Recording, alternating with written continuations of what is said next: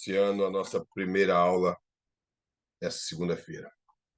Se você querer fechar os seus olhos, Senhor Deus eterno, maravilhoso Pai, grandioso é o Senhor, ó Pai, nos céus e na terra. O Senhor é o único que pode dar sabedoria ao teu povo. Por isso aqui, ó Pai, te clamamos nesse momento, pedindo ao Senhor que teu Espírito, ó Pai, seja professor em nossas vidas nesse lugar, que o Senhor possa iluminar os teus servos, dando sabedoria, que essa matéria venha a ser de proveito, ó Pai, para nós, que possamos aplicar em nossas vidas e a quem pudermos ajudar, ó Pai, através do ensinamento da Tua palavra, dessa disciplina de teologia, nós possamos aplicá-la para o proveito do Teu reino. Seja com cada um, dando capacidade em nome de Jesus. Então, irmãos, essa é a nossa primeira aula do curso médio em teologia, a nossa disciplina dessa matéria liderança cristã, o chamado, o preparo e o legítimo perfil dos verdadeiros imitadores do Senhor Jesus Cristo. É uma matéria mais aplicada à liderança, mas nós que estamos aqui no curso de teologia, boa parte das vezes são obreiros ou obreiras do Senhor e até mesmo aqueles que estão aí para poder continuar caminhando e chegar a ser um obreiro futuramente. E nada mais também melhor do que um estudante de ter, um crente em si, poder aprender a palavra do Senhor de uma forma mais sistemática através da teologia, para esses que não são líderes. Mas no caso aqui, me parece que quase todos os alunos que participam aqui no curso Bereia, seja no bacharel ou no médio, porque o básico eu não dou aula, são pessoas envolvidas, às vezes, na frente de alguma igreja, ali auxiliando o pastor, trabalhando com algum grupo da igreja. Então, é muito importante nós lembrarmos disso, que apesar da matéria que ela aplicar mais ao líder como pastor, ela também nos dá direção como líder, seja de um ciclo de oração, de um grupo feminino, de um grupo de homens da igreja, de mocidade ou crianças, seja qual for o grupo dirigido pela pessoa. Essa matéria nos ajudará bastante nisso aí. Então, essa questão, irmãos, de liderança, de pastorado e dentro das igrejas, que é o nosso foco, é algo um pouco complicado nesses últimos dias. Nós temos atravessado situações muito difíceis nas igrejas, não sei se os irmãos têm reparado isso, lideranças autoritárias demais, lideranças fracas, lideranças muito, podemos dizer, mortas na presença do Senhor, e torna a igreja dessa forma, igrejas que estão sofrendo, igrejas que estão fracas espiritualmente e igrejas que estão, bem dizer, mortas, porque a sua liderança como espelho tem falhado. Mas temos também bons líderes. Deus sempre tem o seu remanescente, nós temos bons líderes aplicado à Bíblia, aplicado à sua disciplina espiritual através da humildade, em obedecer o chamado de Cristo e, acima de tudo, entendendo que quem governa tudo é Deus, que quem está na frente de tudo é Deus. E, inclusive, o versículo que inicia essa apostila, ela mostra que tudo está nas mãos do Senhor. Uma das coisas que eu, como um crente assembleiano, nós seguimos a teologia arminiana, claro que pautada pelo pensamento de John Wesley, com a teologia de John Wesley bem aplicada, mas indiferente das linhas teológicas, como eu já falei várias vezes na sala de aula, eu tenho um encanto muito grande pelos livros de João Calvino, como tem muitos livros de Calvino, e principalmente nessa questão de liderança foram grandes exemplos, todos os reformadores, os puritanos, os pais da igreja, nos deixaram exemplos de liderança extraordinária. Mas uma das coisas que me chama a atenção nos livros de Calvino e até dos puritanos, que todos eram calvinistas, com exceção de John Wesley, essa dependência de Deus, esse reconhecimento de saber que Deus ele é soberano, que Deus é quem governa tudo. Quando eu falo soberano, eu aponto no sentido de que Deus é quem está na direção de tudo. e não nesse sentido de que Deus decreta tudo por ser soberano, não. Eu acredito na soberania de Deus, mas entendendo que nós temos a nossa capacidade de conduzir as nossas vidas.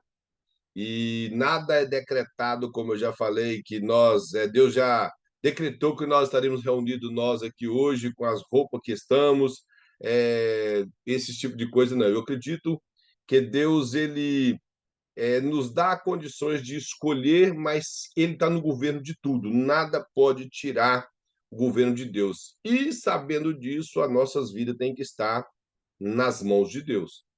E diferente do cargo que ocupamos na igreja, da liderança do grupo que nós dirigimos na igreja, temos que entregar nas mãos do Senhor. E sabendo que somente nas mãos de Deus tudo dá certo. Tudo que tentamos fazer pelos nossos esforços, nós vamos até conseguir algumas coisas pelas nossas capacidades humanas, mas às vezes não terá tanto sucesso. Eu costumo dizer, por exemplo, para nós que estudamos teologia, não temos nenhuma dificuldade se conhecemos um pouco da Bíblia, algumas regras de hermenêutica, de homilética, dominamos a oratória e a retórica, conseguimos expor um bom sermão em um púlpito. Porém, um sermão que vai causar aquele uau das pessoas que admira uma boa pregação, porém vai ser só um uau, mas sem uma mudança de vida.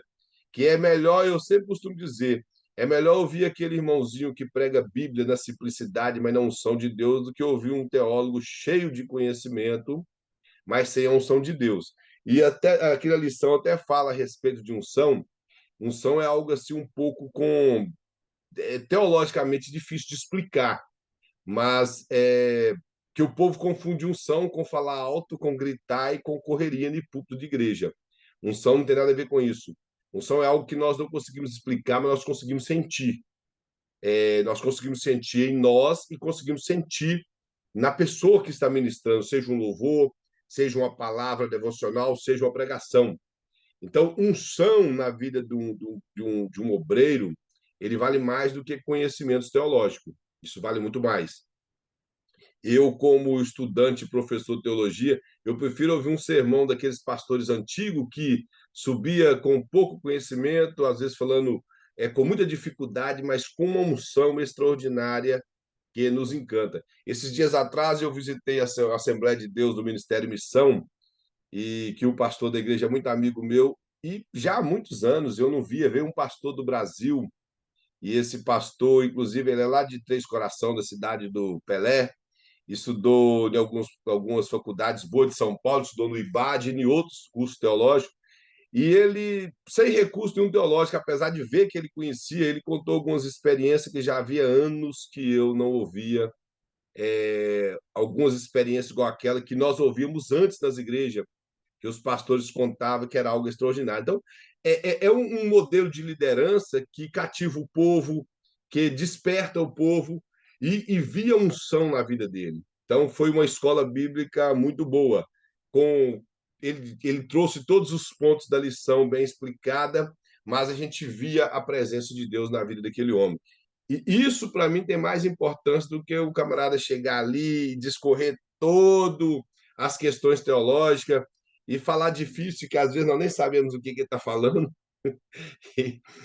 usa alguns termos teológicos que ninguém nem sabe o que é, e acaba que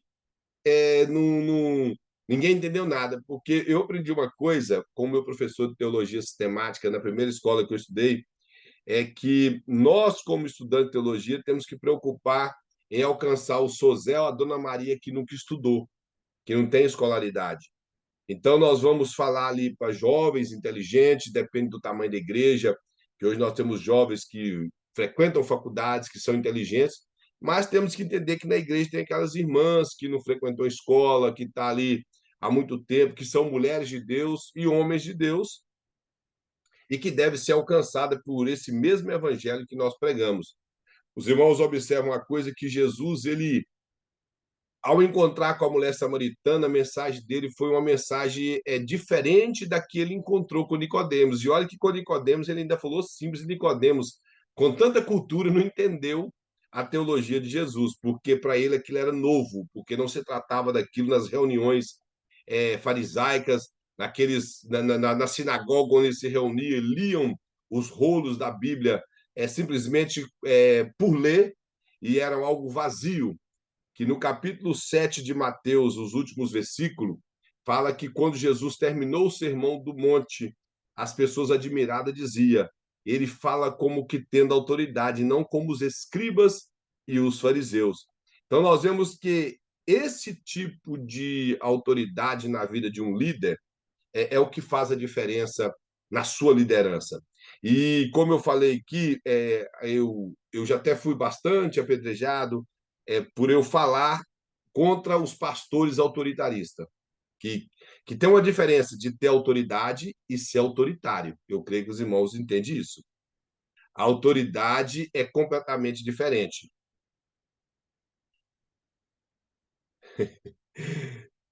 Infelizmente, esse tipo de coisa acontece. Realmente tem muitos filhos que cuidam só da sombra da tesouraria.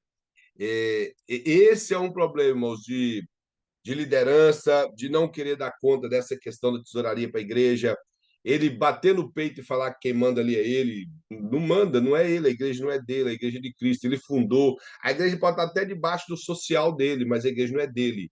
A menos que ele fundou a igreja como uma empresa, que ele vê ela como lucro e os membros como funcionários, aí sim, mas se ele quer que ela seja igreja, a igreja é de Cristo. Então, nós, como líderes, o apóstolo Paulo, quando fala que nós somos mordomos, e mordomo, ele simplesmente cuida da casa do seu senhor. Esse é o trabalho do mordomo.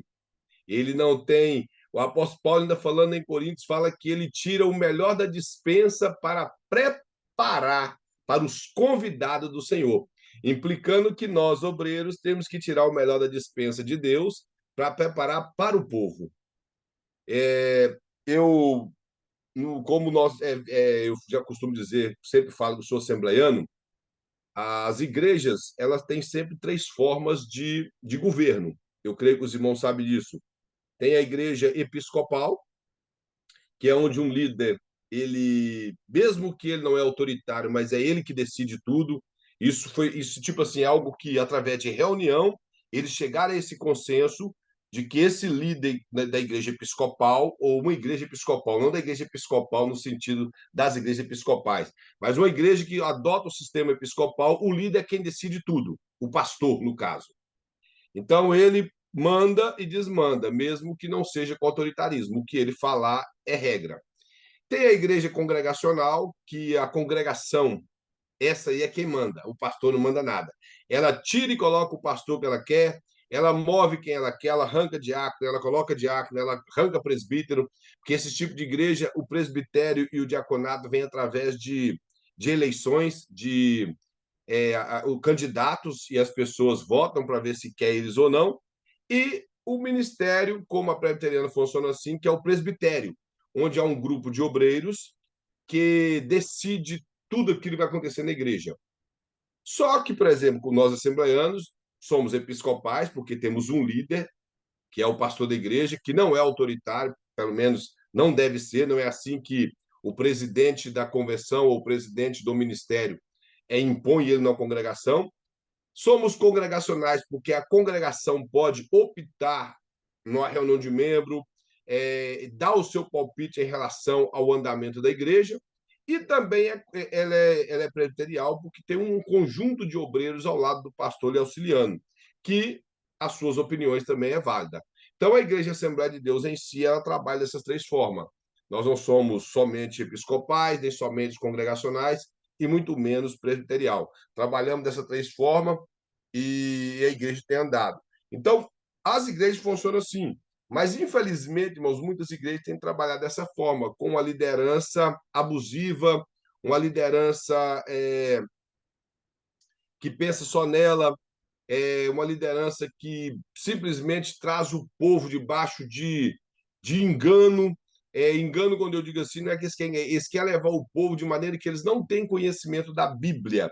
Os irmãos podem reparar, essas igrejas que os pastores são narcisistas, que eles preocupam só com eles. Eles não querem que o povo aprenda Bíblia, porque se o povo aprender Bíblia, o povo é liberto. E se o povo for liberto, quebra aquele jugo. Os irmãos estão compreendendo? Os irmãos podem observar. Se você, na sua igreja, é um membro e começar a fazer muita pergunta para um pastor que é narcisista, que é autoritário, ele vai te ter como rebelde, vai começar a falar da sua vida, até que você saia da igreja, porque você se torna uma ameaça para ele. Mesmo você não criando um montinho na igreja, não é fazendo rebelião, mas as suas perguntas vai despertar mais pessoas que vai fazer o mesmo. E você se torna diferente e é onde as pessoas são despertas e acaba que essa liderança enfraquece pelo fato de que ela é autoritarista. Então ela vai querer que você saia da igreja ou tentar te abafar. Eu estou falando, irmãos, que eu já vi isso demais em muitas igrejas. Já vi isso demais. Já vi igreja como o nosso irmão Wilson colocou aqui em relação a, ao dízimo, igrejas que só tem preocupação com isso, com finanças nela, e nem dá relatório para ninguém. Eles simplesmente recebe, recebe, recebe. Não estou dizendo que as pessoas são desonestas, mas o muito, irmãos, que as pessoas sejam mais honesta possível. Eles têm que dar relatório na igreja do que entra, do que sai, do que tem em caixa. Isso é obrigação de cada obreiro. Como nosso irmão colocou que é manipular. Esses tipos de pastores têm o povo como massa de manobra. É isso que eles fazem com o povo, massa de manobra. Eles manobram para onde quer. E uma das coisas que os irmãos podem observar é que a figura do pastor ela transmite confiança para as pessoas. Então, por isso que um líder tem que ter muito cuidado, porque ao transmitir essa confiança, as pessoas confiam de falar tudo para o líder, de abrir o coração, elas acreditam. Então, tudo o que ele fala, as pessoas acreditam. Eu não sei se é do conhecimento dos irmãos, há uns 25 anos atrás, já teve pastores no Brasil que levou um número grande de pessoas a se suicidar, porque ele manipulou as pessoas, levando essas pessoas a se suicidar. O nosso campo ali na região de Patinga e Coronel Fabriciano, o campo do pastor Antônio Rosa, lá não é permitido orar no monte porque um pastor levava a igreja ao monte e ele, com o seu poder de persuasão, ele conseguiu levar muitas jovens à prática de sexo com ele, porque diz ele que Deus estava mandando. Então, esse poder que um líder tem, se ele não for na direção de Deus, é muito perigoso, porque as pessoas acreditam nos líderes, as pessoas acreditam em pastores. Então tem que tomar muito cuidado com isso. Aqui o pastor coloca aqui na página número 1. O que é liderança cristã?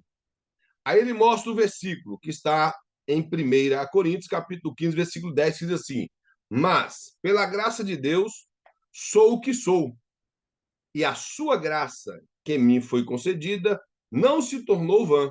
Antes, trabalhei muito mais do que todos eles. Todavia, não eu, mas a graça de Deus comigo. Aqui é um versículo que o apóstolo Paulo está dando uma explicação para a igreja de Coríntios, das pessoas que tentaram negar algumas pessoas que destacou da liderança da igreja, talvez pessoas que começou a voltar às práticas judaicas, elas começaram a questionar o apostolado de Paulo.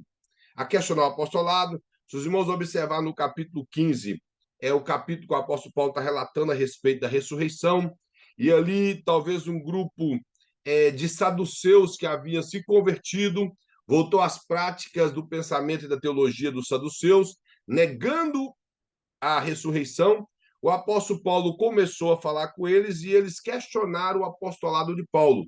Então, Paulo deixa muito claro que ele foi chamado pela graça de Deus que veio sobre ele. Ele vai e fala bem claro que ele era o que ele era mesmo, como um apóstolo que tinha autoridade de Cristo e que falava da maneira que ele falava. A carta de 1 Coríntios chegaram a desprezar Paulo pela pregação dele ser simples. Eles chegaram a questionar a autoridade de Paulo como apóstolo. Aí aqui assim, ele chega até a mostrar que ele em nada ele era inferior aos mais excelentes apóstolos. E ele mostra que ele trabalhou muito mais, que é evidente. Quando nós olhamos o livro de Atos, nós vemos que o apóstolo Paulo, Lucas, ele dedicou a escrever sobre Pedro, João e Paulo. Ele retrata os 12 apóstolos no primeiro capítulo, retrata a eleição de Matias, a morte de Tiago, irmão de João, e os demais contos no livro de Atos é a respeito de Pedro, que vai até o capítulo de número 10, e do 13 a seguir, ele ocupa do 13 ao 28, falando de Paulo. Então, nós vemos que o apóstolo Paulo, e por tudo que nós vemos em Atos, Paulo trabalhou bem mais do que todos os apóstolos. Então, o que ele fala aqui não era um conto e tampouco ele se vangloriando. Ele estava relatando para o povo de Coríntios que estava dizendo que Pedro era muito mais do que Paulo, porque Pedro era conservador das leis judaicas, porque o muito que Pedro converteu, se os irmãos observar, Pedro ainda guardava as leis judaicas, porque no capítulo 10 ele não quis comer os animais impuros da visão, e ele ainda frequentava o templo. No capítulo 3 nós vemos isso. Então Pedro ainda tinha prática. Ele até chega a dizer que ele nunca sentou com gentios para comer. Isso aí não era nem uma prática da lei, era uma prática de uma simplesmente de um acréscimo que os fariseus colocaram na lei de Moisés, era uma tradição judaica.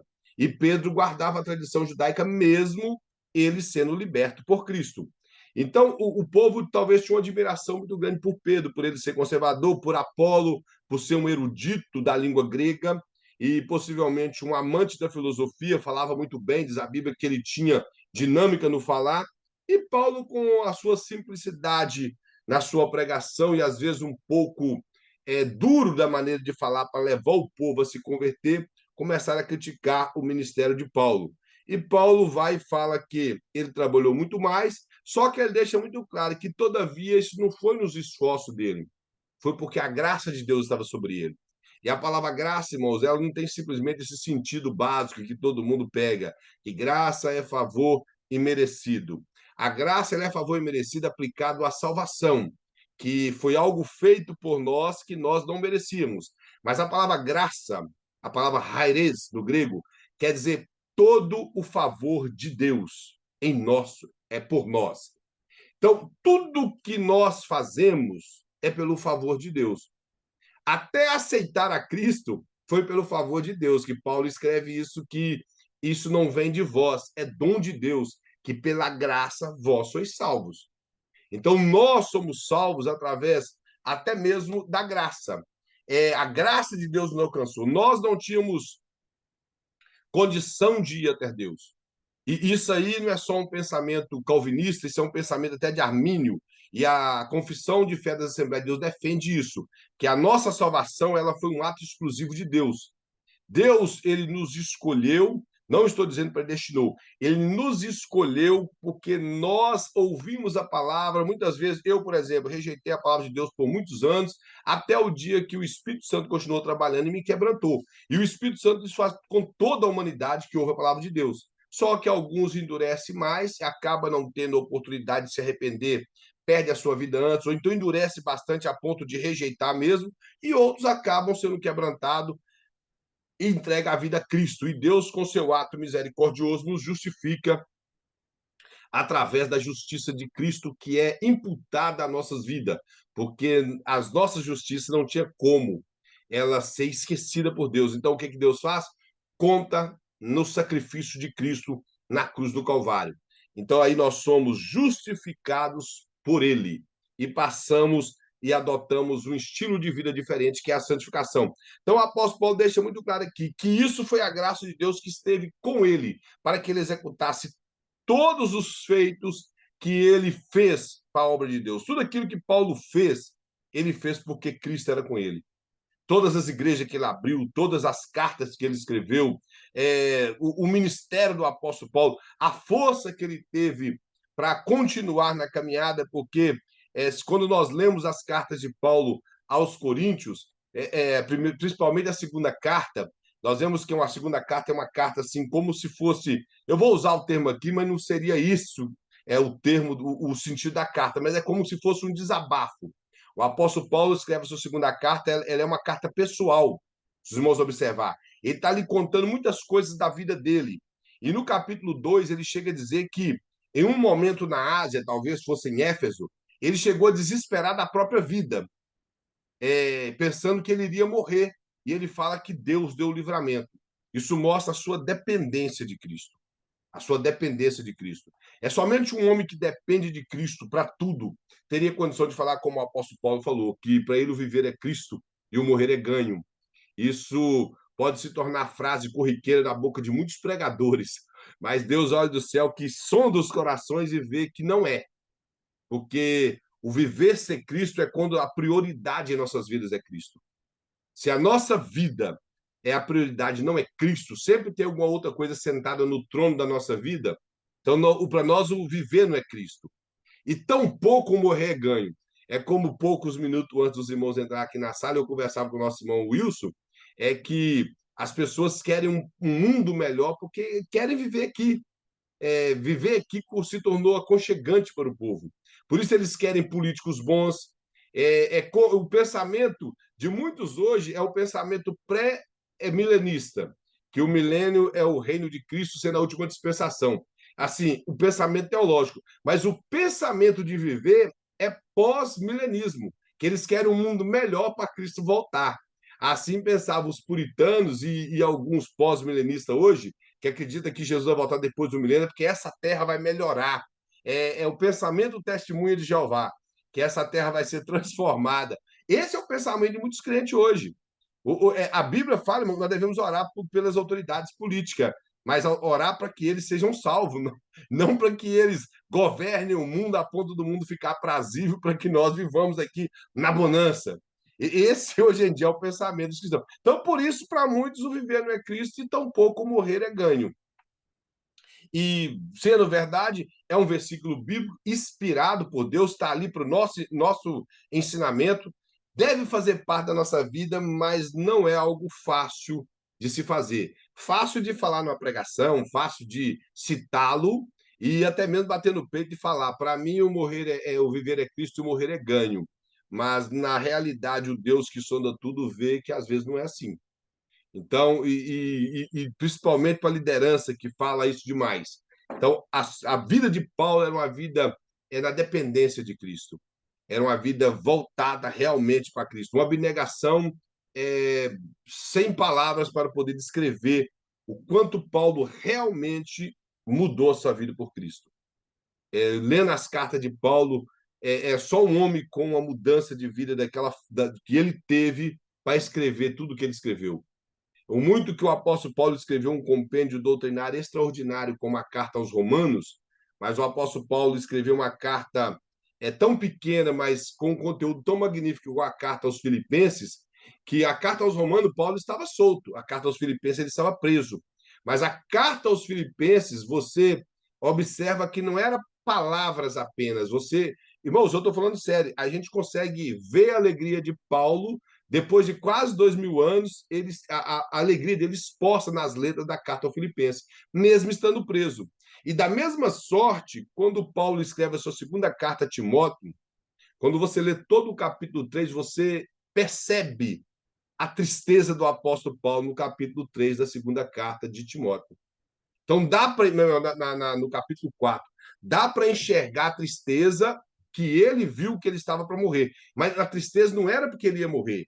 Ele teve decepções com pessoas, a ponto que ele expressa que ele não foi, na primeira audiência dele, ele foi assistido apenas por Lucas, na segunda ele achava que ninguém estaria lá, então ele fala que alguns até abandonou a fé, outros foram embora, somente Lucas estava presente novamente, outro fez mal contra ele, que é Alexandre Latueiro, e assim por diante. Então, nós vemos que dá para sentir o que Paulo sentia no momento que ele escreveu essas cartas. E a carta aos Filipenses, dá para ver a alegria do apóstolo Paulo, mesmo estando preso, ele escrevendo, a ponto que ele chega até a falar assim, que as prisões dele resultou em coisas boas, que toda a casa de César mandava saudações para o povo de Filipe, e ele fala que a casa de César ali é a guarda pretoriana. Aquele soldado que andava com o apóstolo Paulo, talvez algemado todo dia, porque o apóstolo Paulo estava em uma prisão domiciliar, eles ouviram o apóstolo Paulo pregando e falando do evangelho, muitos se converteram a Cristo, E talvez ele já. Imagina o apóstolo Paulo algemado em alguém e ele joelhando para orar. E aquele soldado vendo aquilo constantemente. Talvez chegou a hora que o soldado joelhou também. A Bíblia não fala, mas talvez chegou o momento. Então, nós vemos uma vida abnegada, uma vida de liderança que, para mim, no Novo Testamento, não tem alguém melhor do que ele, com exceção de Cristo, que era um líder por natureza, que liderou tão extraordinário como Paulo. Nós vemos que o apóstolo Paulo ele tinha essa capacidade magnífica de liderança.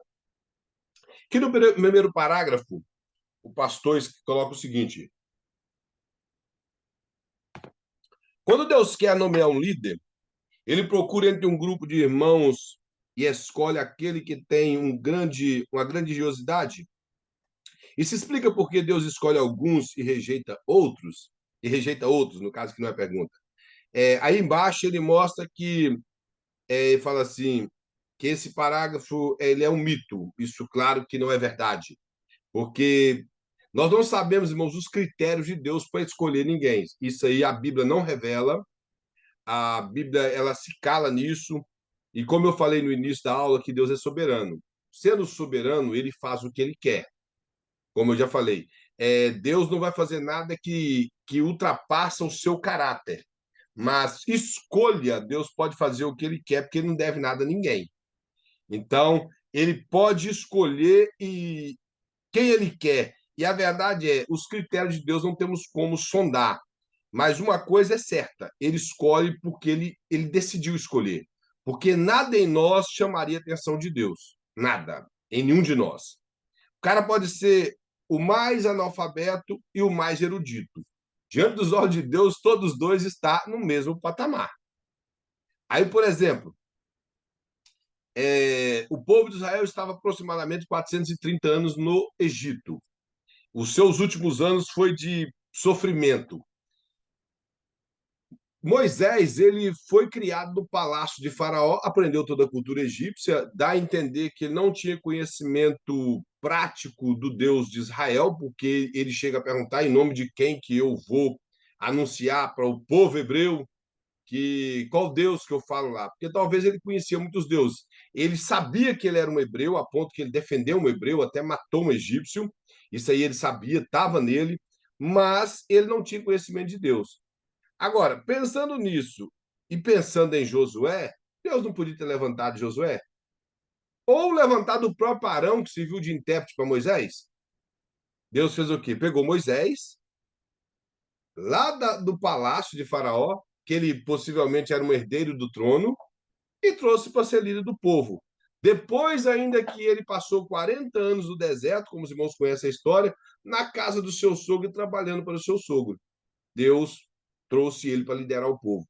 Então, não tinha nada em Moisés para que Deus falasse: é Moisés que eu tenho que chamar. Da mesma sorte, Abraão. A Bíblia inicia o capítulo 12 de Gênesis, falando que Deus chamou Abraão de Ur dos Caldeus, e ele foi parar em Harã. De Harã, Deus confirmou o seu chamado. Quando você vai lá em Josué 24, a Bíblia fala que Arão e seu pai Terá, eles eram idólatras. Nós não sabemos qual foi a maneira que Deus se manifestou a Abraão. Talvez Abraão, quando a terra se dispersou na Torre de Babel, possivelmente foi apagando aquela religião que Noé deixou para os seus filhos, com Nimrodes ali, já a geração já estava bem grande, com aquela dispersão, todos levaram rumos contrários e foram viver, talvez, na idolatria. Então, estava bem dizer, apagada aquela religião deixada pela herança de Noé. E da mesma forma, Deus chamou Abraão. Então, nós não sabemos como que Deus se manifestou a Abraão, mas uma coisa é certa, Josué descreve que ele era idólatra, e Deus o chamou a si mesmo. Não estão compreendendo? Aí nós vemos, por exemplo, isso são palavras de Jesus Cristo. Quando Paulo converte ali no caminho de Damasco, o que Deus falou para Ananias? Vai lá porque ele é para mim um varão valoroso. E ele há de anunciar minha palavra para reis, e foi falando. Então, por exemplo, tinha homens como o próprio Barnabé, que era um varão piedoso, que a Bíblia fala, mas Deus escolheu Paulo. Os irmãos estão compreendendo? Jesus passou, se os irmãos observarem, Jesus escolheu pessoas com uma cultura boa, como Mateus, que era um cobrador de imposto. Judas, que se observar, Judas era uma pessoa até culta, que ele era o único da Judéia, mas escolheu Pedro, escolheu João, que eram pessoas, tipo assim, não eram pessoas com muita cultura, sabia ler e escrever, que isso era muito normal entre os judeus naquela época, devido ao seu hábito de leitura do Pentateuco para sobreviver, porque a lei era o padrão de vida para eles. Se quebrassem a lei, os códigos civis viriam sobre eles e eles morreriam. Então eles tinham obrigação de conhecer a lei. Mas eram homens que não eram doutores, que não tinham tanto conhecimento. Depois de uma geração mais para frente, nós vemos Lucas, que era alguém de um conhecimento bom, Silvano, o próprio Apolo e outros. Mas Deus, ele chama o que ele quer, irmãos. Não tem esse algo em nós que despertaria em Deus algo que Deus fala, é ele que eu tenho que chamar, porque o que seria de mim sem ele? Então, isso não existe. Não quer, Deus levanta outro. Essa é a verdade. Ninguém diante dos olhos de Deus é insubstituível. Se eu não quero, irmãos, Deus coloca outro professor para vocês aqui. E rápido. E rápido. Eu tenho uma frase na Bíblia que ela me soa muito triste e, ao mesmo tempo, ela me faz entender que Deus realmente é soberano. E me soa triste porque eu fico tentando imaginar na pele da pessoa. Quando Deus rejeitou Saul, eu não sei se os irmãos lembram, Deus falou assim: o profeta Natan, o profeta Samuel falou assim: Deus já encontrou outra pessoa melhor do que você. Os irmãos já imaginou isso? Como que. Por exemplo, Deus encontrou alguém para te pôr no lugar. Já é duro. Agora imagina melhor do que você. Foi duas rejeições doídas, porque já rejeitou ele e encontrou alguém melhor do que ele. Então, às vezes, entristece pelo caso de Saul, mas eu fico alegre e entendo pela soberania de Deus. Vocês estão entendendo? E outra coisa, irmãos, que nós temos que entender, como alguns pregadores pregam aí, Saul foi escolhido por Deus. A Bíblia deixa isso muito claro. A única coisa que tem diferença de Saul com Davi é que Saul foi escolhido de acordo com a projeção das pessoas. As pessoas projetou o quê? Um cara igual Saul, grande, bonito. É isso que eles queriam. Porque quem olhava para Davi, como os próprios irmãos dele, que olhou lá, um rapaz novo, bonito, mas era novo, com uma aparência até, o que dá para descrever na Bíblia, é uma aparência assim, até um pouco delicada demais. E então, imaginando, esse menino não tem condição de ser rei. É o jeito desse menino. Além de ser o mais novo. Mas Deus escolhe quem ele quer. Então, não é algo que está em nós, é algo que está em Deus. É algo que somente está em Deus. Não é que nós temos alguma coisa que Deus vai olhar e vai ter que. Não tem condição, tem que ser ele mesmo, o outro não tem lugar. Isso é coisa nossa. E nós olhamos para alguém, mesmo que às vezes estamos enganados e falamos, é esse aí, ele que é o. É como muitas mães olham para o genro e falam, esse é o marido da minha filha. Aí casa, o rapaz bate na menina e trai, faz um monte de coisa. Isso pareceu que era o genro de ouro. Então, não, aqui isso é um mito, conforme o pastor coloca aqui. Nada não passa de um mito. Deus não nomeia e não escolhe líder pelos seus predicados. Que, inclusive, o profeta Isaías fala que a nossa obra mais perfeita, mais boa, a melhor que nós podemos ter diante dos olhos de Deus, ela é trapo de imundícia. Trapo de imundícia era pano que as mulheres usavam no seu ciclo menstrual, que para os judeus era algo muito imundo. Para eles, naquela época, os irmãos sabem, segundo a lei, a mulher tinha que dormir 7 dias fora do arraial. Não era fora da tenda, não, era fora do arraial. Quando ela voltasse, ela ainda tinha que ficar imunda de manhã, tomar banho de manhã e tomar um banho de tarde para se purificar. Então, diante dos olhos de Deus, a melhor coisa que nós fazemos, o melhor sermão, o melhor louvor, tudo é trapo de imundícia. Deus recebe pela misericórdia. Uma vez eu perguntei um irmão, Deus te criou para quê? Ele falou para me louvar ele. Eu falei, é mesmo? Você não acha que Deus lá no céu tinha anjos que louvam melhor que você, não? Eu falei, Deus precisou de te criar para louvar ele. Lá no céu não tem anjo que canta melhor do que você, não, rapaz. O profeta Isaías falou que os anjos não cessam de dizer santo, santo, santo é o Senhor dos Exércitos. Em todo momento, João fala a mesma coisa, que os santos, os anjos estão lá louvando constantemente, porque quando ele fala dia e noite, é na nossa ótica, mostrando um dia completo. Então, dizendo que os anjos estão constantemente louvando o Senhor, e você acha que Deus te criou para louvar Ele. Falei que ele precisava do seu louvor, senão ele não ia, ele ia ficar triste. Então, nós temos que entender os planos de Deus, saber que não tem essas coisas, nós não temos nada que Deus que possa chamar a atenção de Deus. Aí o comentarista coloca aqui: merecia Paulo ser um apóstolo? Ele fala não, que é evidente que não. O próprio apóstolo Paulo chega a dizer isso, eu não sei se os irmãos já leram, ele fala: eu nem sou digno de ser chamado apóstolo, pelo fato das perseguições que ele cometeu contra a igreja de Cristo. Ele matou pessoas, esteve presente na morte de Estevão, aquilo lhe rendeu um nome no Sinédrio, ele quis perseguir cristãos, ele se ofereceu aí em Damasco, pegar os cristãos que frequentavam a sinagoga de Damasco, que nem era terra de Israel, é só para os irmãos observar, Damasco era na Síria, era fora de Israel, e o camarada queria ir lá perseguir os cristãos. O capítulo 8 fala que ele entrava em casa e arrastava mulheres pelo cabelo de dentro das casas. Então ele chega a dizer: eu não sou digno de ser chamado apóstolo, mas em nada eu fui inferior aos mais excelentes apóstolos. Ele deixa claro, ele pode não ter sido chamado, é digno de ser chamado, mas ele não era inferior a nenhum deles. Então a resposta seria não. Mas ele fala: mas foi somente a graça de Deus que o chamou e o qualificou. Não há função no reino de Deus que podemos cumprir sem a sua graça. Então, a palavra graça que eu poderia colocar que como é favor, é sem a dependência de Deus. Tudo que nós fazemos, irmão, para o reino de Cristo, tem que ser na dependência de Cristo. Quando nós estamos na dependência de Cristo, nós não fazemos nada por disputa, não fazemos nada por vanglória, não fazemos nada para aparecer. Quando o ego às vezes quer inflar em nós, nós repreendemos, porque nós entendemos que sem a graça de Deus, nós somos apenas um monte de carne.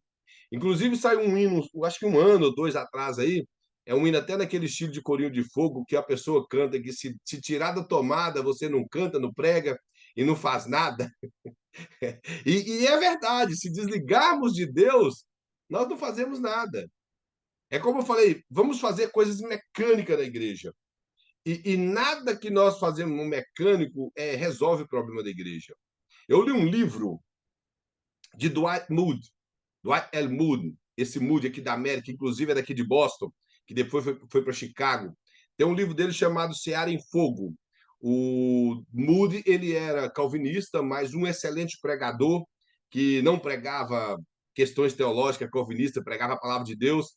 E Moody, ele conta em um livro dele que chegou uma época que ele se conformou tanto com o nome dele, com a presença dele na igreja, que arrastava multidões, que ele foi perdendo a sua vida de oração. E foi perdendo sua vida de oração e dizendo que um dia, como ele era muito conhecido, ele foi convidado para pregar na Inglaterra. Aí ele chegou, pregou aquele sermão mecânico e todo mundo ficou boca aberta, que realmente ele era muito carismático e tinha também uma eloquência muito boa e uma boa retórica. E as pessoas ficaram boca aberta com aquele sermão dele. E dizendo que tinha um jovem de aproximadamente 19 anos que chegou para ele e ele achou que o jovem ia pedir oração, ia pedir um conselho, e o jovem falou: eu quero ir na sua igreja pregar, porque a igreja dele era muito famosa em Chicago. Aí diz ele que falou com o jovem: vai então. E achando, tipo assim, vai, ele mesmo fala que falou com desprezo: vai então. Aí diz ele, passou. No outro domingo, quem estava na igreja? O jovem. Já foi, falou que ele estava lá, que viu ele. Ele pegou e resolveu deixar o jovem pregar. Mas o que ele fez? Foi para o escritório e deixou o jovem pregar no domingo pela manhã. O jovem pregou um sermão, João 3,16, a igreja sacudiu. Todo mundo chorando, aquele povo arrependeu. E nisso ele resolveu sair, que ele ouviu os barulhos de choro. Saiu e viu ali as lágrimas, mas pegou só o fim do culto. Pediu o jovem para pregar à noite. Aí o jovem pregou, João 3,16. Deus sacudiu a igreja de novo. Ele colocou o jovem a pregar daquele domingo de manhã até no outro domingo à noite. O jovem pregou durante a semana inteira João 3,16. E cada dia uma mensagem diferente, e cada dia Deus sacudiu a igreja. Aí ele conta no livro que aí ele entendeu que ele já estava no modo avião há muito tempo. Ele não usou esse termo modo avião, que não existia na época. Mas ele estava no modo avião, ele estava mecânico há muito tempo. E se nós, como líder, deixar isso acontecer conosco, como eu chego ali, domina a retórica, a oratória, tem já um sermão em mente, consigo discorrer ali, por exemplo, pega a carta de Paulo aos Efésios e começa a falar que ela é uma carta eclesiológica, que Paulo escreveu quando estava preso em Roma, que essa carta tem por intuito isso, que e começa a discorrer ali um sermão da carta e o povo fica olhando, mas mudou a vida de alguém? Aquele irmãozinho que entrou na igreja precisando de uma palavra, aquela palavra que muda a vida, que seja até para exortar ele, mas que manda ele colocar a vida dele no eixo. Aquela irmã que entrou ali triste com alguma coisa, que precisa de ouvir uma palavra que consola ela. Mudou? Não. Foi recursos teológicos. E se isso acontecer em nossas vidas, nós vamos ter igrejas mortas, como eu falei no início. Igrejas ortodoxas, porém mortas. Nós vemos isso na primeira igreja da carta do Apocalipse, a igreja de Éfeso. Se os irmãos observar, ela era ultra-ortodoxa, porque a Bíblia fala assim que ela colocou em prova os apóstolos, os supostos apóstolos, que diziam ser apóstolos. Ou seja, pelas escrituras, elas reprovaram aqueles homens que se intitularam apóstolos. Mas quando mais à frente vai, mostra que a sua ortodoxia era engessada. E fala, porém, tenho contra ti que perdeste o teu primeiro amor. Os irmãos estão compreendendo? Então, a Bíblia e curso teológico é muito bom na vida de uma liderança. Porém, temos que ter uma vida da dependência de Deus. E a única maneira de sermos dependentes de Deus é em oração. Não há possibilidade de um crente falar, eu sou dependente de Deus e não ora. Porque a oração, irmãos, ela nos torna humildes, ela tira toda a vanglória, porque ninguém tem que ser muito soberbo para estar de joelho diante de Deus e ainda ser arrogante. Porque a oração, ela nos quebra, ela mostra total dependência, que há momento em nossas orações nós temos que suplicar. E suplicar é quando você se humilha de forma mais baixa para alguém. Então, quando nós suplicamos a Deus, é a total dependência de Deus. Quando nós clamamos, que clamar quer dizer gritar, é quando realmente as coisas já saiu do nosso controle e o que nos resta é gritar. É como uma pessoa que está sentindo muita dor, que ele tenta reprimir e acaba que o grito sai, sem ele perceber. Assim acontece conosco. Então, a total dependência de Deus, ela resume quando nós temos uma vida de oração. Quando a pessoa confia na sua força, ele acaba sendo apenas um líder que as pessoas vão admirar pelo seu conhecimento acadêmico, mas ele não conseguirá mudar a vida de ninguém. E lá em Jeremias, capítulo 17, é um versículo que todo mundo conhece, mal interpretado, mas muitos conhecem, que fala: Maldito o homem que confia no homem. Os irmãos já ouviram esse versículo? Fala assim com a mão. Já ouviram? Maldito o homem que confia no homem. Porém, a parte B do versículo fala assim: Maldito o homem que confia no homem, que faz da sua carne o seu braço forte. Aí o versículo 8 fala assim: Mas bem-aventurado o homem que confia no Senhor. Maldito o homem que confia no homem e faz da sua carne o seu braço forte, é maldito eu que confia em mim. Eu sou forte, eu faço, eu confio nos meus recursos, eu confio que eu tenho teologia, eu confio que eu tenho dinheiro, confio que eu tenho uma voz boa para cantar, confio que as pessoas acreditam em mim. Então eu passo a viver, como eu falei, de forma mecânica. E a igreja, ela não funciona assim. A igreja, ela só move da maneira correta na dependência do Espírito Santo. E a dependência do Espírito Santo, irmão, é aquela dependência que muda vidas. Não pode ser aquele movimento da igreja que não muda vida. A igreja, irmão, para mim, ela pode ter movimento. Tem uns exagerados, mas para mim ela pode ter movimento. Não tem problema. A igreja pode ter pulo, quem quer gritar, que grita. Se alguém quer correr, que corra sem atrapalhar nada na igreja, o problema é dele. Quer até plantar a bananeira, que planta. Não prejudicando ninguém na igreja, mas para mim a mudança de vida é tudo. Irmãos, eu já vi muitas igrejas no Brasil que eu preguei, ministérios grandes, que as igrejas pareciam ultrapentecostais, mas eles não conseguiam resolver um problema, às vezes, de uma masturbação de um jovem. Aquilo dava maior escândalo na igreja, a ponto que pessoas até desviavam, porque o jovem que não tem nada a ver com ele masturbou. Não estão compreendendo? Então, é algo tão complicado das pessoas, a imaturidade, a falta de conhecimento bíblico e, acima da falta da aplicação desse conhecimento na vida. Então, quando nós deixamos o Espírito de Deus mover através da palavra de Deus na igreja, a igreja é estruturada. O apóstolo Paulo, eu sempre falo, a carta de Paulo aos Coríntios, no capítulo 1, versículo 7 da primeira carta, ele fala assim, que a eles não faltou nenhum dom, nenhum. Então o apóstolo Paulo fala que era uma igreja recheada de dons. Porém, e ele, o apóstolo Paulo está falando dos dons ministeriais, apóstolos, profetas, está falando de dons espirituais, profecia, línguas, interpretação. Ele está falando ali de dons naturais ou dons de serviço, que é a pessoa que sabe liderar, a pessoa que sabe socorrer, a pessoa que sabe louvar. Então, o apóstolo Paulo, ele mostra que era uma igreja completa nessa área, mas era uma igreja sem sabedoria, uma igreja que faltava um amor para com o irmão, faltava uma compreensão de alguns termos simplesmente éticos. Ela era uma igreja que estava se sentindo tão madura por acoitar pecados. Então, o apóstolo Paulo vai mostrando um número muito grande de defeitos naquela igreja, e, por final, ele mostra um erro teológico, que é a respeito da ressurreição. Então, nós vemos que havia erros teológicos, havia pessoas com partidarismo na igreja, e o partidarismo é uma coisa que acaba com a igreja. Quando alguém gosta do irmão Wilson, outros é da irmã Eni, o outro é meu. Então, isso acaba destruindo a igreja. A igreja, ela está ali para adorar Cristo. Podemos admirar, sim, pessoas da igreja, uma irmã do ciclo de oração, uma irmã do louvor, o irmão do louvor, o pastor, um obreiro, mas ele é só por admiração que nós temos como pessoas, afeição, mas não pode ser que ele é o centro de tudo. Ah, mas se o pastor não for, eu já não vou na igreja. Eu não sei se os irmãos se acontece com os irmãos aqui dos irmãos ver, a maioria dos pastores, quando viaja, não pode nem anunciar que vai viajar para os irmãos não faltar de culto. Essa é a verdade. Eu fui numa igreja uma época aí que uma vez o pastor foi para o Canadá, eu achei que a igreja tinha ido junto com ele para o Canadá. Aí quando ele voltou, eu perguntei. Aí o pessoal estava lá, eu falei, o pessoal voltou com o senhor do Canadá? Aí ele não percebeu o trocadilho. Aí eu falei com ele, porque o senhor foi para o Canadá lá pregar e o pessoal foi tudo junto. Aí depois ele chamou a atenção. Falei, misericórdia. Eu falei, irmãos. Aí eu peguei o exemplo de Moisés. Irmão, lembra no capítulo 32 de Êxodo, Moisés foi para o monte receber as instruções de lei, da lei. O que o povo estava fazendo cá embaixo? Aí esse homem sumiu. Já tinha 40 dias, né? Então falou para ele, para Parão, faz para nós um Deus que vai diante de nós. É a dependência do homem. A dependência do homem. Então isso não pode acontecer conosco. A liderança, ela governa a igreja ou governa um grupo através do seu exemplo. Isso é uma liderança. E liderança, irmão, não é aquele que faz assim, aqui, ó, tá aí, faz. Não. Liderança é quem põe a mão na massa e o povo observa ele fazendo e faz junto.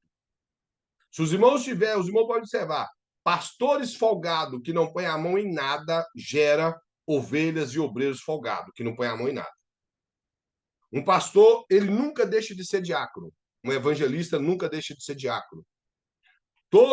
Eu sempre costumo dizer, todos os obreiros no caso de obreiros consagrados, deveria passar pelo e tem que passar pelo diaconato. Tem que passar. E além de tudo, todas as pessoas são diáconos. A Bíblia, quando fala assim que Jesus veio para servir e não para ser servido, a palavra lá, não sei se os irmãos já leram no grego, a palavra é diáconos. Então, ou seja, todos os obreiros, pastores, evangelistas, missionários, presbíteros, são servos, estão ali para servir. Tem pastor que ainda não gosta de ouvir isso. Quando eu falo com muita precisão e com muita propriedade. Nós, obreiros, somos servos da igreja. É assim que se resume. Somos servos da igreja. O fato de que eu sou um evangelista não me torna melhor ou de posição elevada acima do irmão que é membro. Me torna um servo dele. É assim que a Bíblia ensina. Além de ser servo de Jesus Cristo, eu estou aqui para servir também aos homens. Esse é o trabalho de um obreiro. Ele está aqui para servir a Cristo e aos homens. E, infelizmente, muitos obreiros têm, como eu sempre falo, já falei em várias aulas aqui, que o cargo de obreiro é glamuroso, é algo de status, é algo que te coloca na vitrine, para que as pessoas olhem e falem, olha o pastor fulano, olha como esse pregador é, olha essa irmã, não. Ela nos torna servos. E esse tipo de elogio, nós temos que aprender a conviver com isso para não cairmos na tentação do diabo. No percurso das nossas aulas, Eu vou até.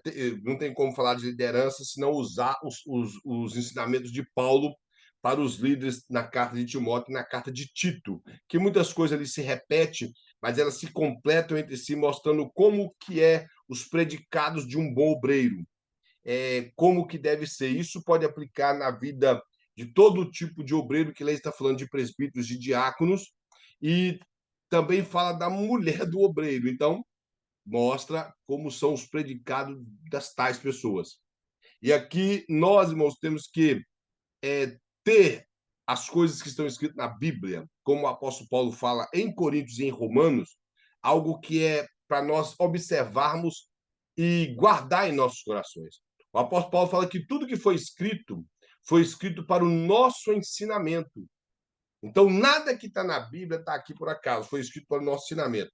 Então, ele mostra aqui muito claro que o apóstolo Paulo ele não foi chamado pelas suas qualificações humanas, mesmo que ele era alguém de grande erudição na época, alguém que dominava vários idiomas, possivelmente Paulo falava 4 idiomas, pelo fato de que eu posso acreditar nisso? Porque o apóstolo Paulo ele era judeu. Então, a língua que os judeus herdaram quando estavam na Babilônia era o aramaico. Então, a língua original de Paulo era o aramaico. Eu não sei se os irmãos têm conhecimento disso. Jesus, por exemplo, falava o aramaico. Ele falava o hebraico, porque ele era um rabino e também era o próprio Deus, mas a língua que era falada na época de Jesus era o aramaico, que foi herdado na Babilônia. O hebraico ficou esquecido. Quem falava hebraico era só a tribo de Levi e os rabinos, porque aprendiam para conseguir interpretar a lei. Então, os rabinos falavam hebraico. Como o apóstolo Paulo estudou na escola de rabinos, no pé do próprio Gamaliel, como ele fala, ele também falava o hebraico. E o hebraico que Paulo falava não era o hebraico, só um hebraicozinho para interpretar a lei, não. Era o hebraico falado, o apóstolo Paulo falava. Que, inclusive, quando Jesus se manifestou para ele no caminho de Damasco, a Bíblia deixa muito claro que Jesus falou em hebraico com Paulo, ele conversou em hebraico com Paulo. Então, Paulo falava o aramaico e o hebraico, falava o latim, porque ele nasceu numa província romana, em Tarso da Cilícia, e possivelmente, como seu pai migrou para perto de Roma, a língua falada lá era o latim, Paulo falava, e como a língua grega era a língua mundial naquela época, o apóstolo Paulo falava o grego também. Então, possivelmente, essas 4 línguas o apóstolo Paulo falava. Tem pessoas que exageram, falam que ele falava 10, outros falavam que falava 7. Dá a entender essas 4. Essas 4 eu defendo. Essas 10 aí eu não sei se ele falava. Eu não posso nem imaginar. E hebraico, nós sabemos que ele falava também, que no capítulo 22 de Atos dos Apóstolos, diz a Bíblia que quando eles prenderam Paulo por achar que ele era um qualquer, diz a Bíblia que ele levanta a mão e fala em língua hebraica, aí todo mundo para ouvir ele. Então deixa claro que ele falava hebraico. Mostrou como ele? Então, Paulo, ele escreveu cartas para cidades gregas e, além de tudo, o Novo Testamento foi escrito em grego. Ele escreveu cartas com o seu próprio punho, outras não, mas ele deixou claro, fica claro que ele sabia falar o grego. Então, irmãos, nós vemos que ele tinha todo esse conhecimento, mas não foi por isso que Deus chamou ele, por causa das suas qualificações. Foi pelo, podemos dizer, a palavra que nós usamos é que foi pelos desígnios de Deus, pelas suas economias que nós não temos como sondar. Deus escolheu o apóstolo Paulo naquele caminho de Damasco. A única coisa que eu posso prever nisso aí é que Deus viu garra em Paulo. Do mesmo jeito que Paulo estava disposto a fazer tudo pelo judaísmo, ele ficou-se disposto a fazer tudo pelo cristianismo, como realmente fez, a ponto de morrer, desbravar o cristianismo no mundo antigo, como ele desbravou, escrever quase metade do Novo Testamento. O Novo Testamento tem 27 livros, o apóstolo Paulo escreveu 13, comprovado que é dele, 13 livros. Alguns falam que ele escreveu Romanos, mas se a Bíblia não diz que ele escreveu, eu não falo que ele escreveu. Porque não é possível que ele escreve 13, as 13 ele assina e só o Romanos que não. Que palhaçada é essa? Ele assina 13 cartas e a Romanos ele não assina. Então, tipo assim, eu não vou assinar não para esse povo no futuro ficar aí com a pulga da orelha. Vão entender? Então, seria uma palhaçada pensar isso. Quem escreveu a carta aos Hebreus não me interessa. Eu não sei por que tanto problema com a carta aos Hebreus. Se o livro de Ruth, o livro de Esther o livro de 1º e 2º Crônica, 1º e 2º Reis, 1º e 2º Samuel, e o próprio livro de Jó não se sabe quem escreveu. Então, o pessoal está preocupando com a Carta aos Hebreus, tem esse monte de outros livros que não se sabe quem escreveu. Então, é muita, sei lá, criar polêmica à toa. Aí ele mostra aqui que não há função no reino de Deus que podemos cumprir sem a graça. Irmãos, temos que colocar isso na cabeça. Tudo que nós fomos fazer para Cristo é pela graça e tudo é para a glória dele. O apóstolo Paulo ele chega até a falar de forma bem hiperbólica que quer comamos e quer bebamos, fazemos tudo para a glória de Deus. Até comer, ele fala para o povo de Coríntios: ó, você que come carne, meu camarada, você come para a glória de Deus. E você que não come, você não come para a glória de Deus. Então, para de brigar por coisa boba e glorifica o nome do Senhor. Então, o que nós fazemos, além de ser pela graça, é pela glória de Deus. Nada na igreja que nós, na dependência de Cristo, fazemos para nossas forças. Tudo que nós fazemos é para glorificar o nome do Senhor. Aí ele coloca aqui, ó, a palavra líder é de origem inglesa e foi adotada pela primeira vez por A. Barnett a partir do século XIX, do fim do século XIX, em 1900, para designar a pessoa que tem comando e influência em qualquer tipo de ideia ou ação. Então, ou seja, um líder é uma pessoa que tem esse tipo de comando em ideia e em ações e, às vezes, aplicado em pessoas. Ele coloca mais que não sei se aqui seria homem ou mulher, Nicholas, eu acho que seria homem, Murray, e o antigo presidente da Universidade da Colômbia, nos Estados Unidos, disse que há 3 tipos de pessoas no mundo. As que não sabem o que está acontecendo, e isso é triste, né? Só no mundo aqui, ele usou o mundo, que ele não é um cara que. O ruim é quando isso é na igreja, irmão. Não sei se o irmão já viu pessoa que está na igreja e não está sabendo o que está passando ali. Os negócios estão acontecendo, Deus está trabalhando, Deus está movendo, e o camarada não está nem percebendo o que está acontecendo. Ele disse que aos que observam o que está acontecendo, tem aqueles que até olham, vê, sabe o que está acontecendo, mas não interessa muito para ele, e aos que fazem as coisas acontecerem.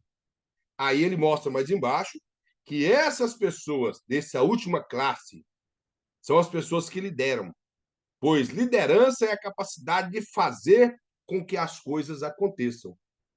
É assim que um líder demonstra os seus liderados como trabalho. Ele provoca a coisa para a coisa acontecer. Ele põe a mão para as coisas acontecer. Ele trabalha para as coisas acontecer. Ele estuda para as coisas acontecer. É assim que ocorre. Não é ele ditar as coisas para as coisas acontecer. Ele faz as coisas acontecer. Fala, daí a liderança é a arte de conduzir pessoas pessoas a objetivos e realizações bem-sucedidas. Esse bem-sucedido aqui, é claro que no pensamento do professor, que é o pensamento de acadêmico, de ser bem-sucedido, às vezes, na escola ou até na vida profissional. Mas no nosso caso aqui, a palavra bem-sucedido, ela não tem nada demais, que é a mesma palavra que poderia vir do latim como beatitude, ou a palavra do grego macário, que quer dizer bem-aventurado. Então, nós vamos pegar o tema aqui, realizações bem-aventuradas, no caso nosso, no sentido teológico, no caso nosso bíblico.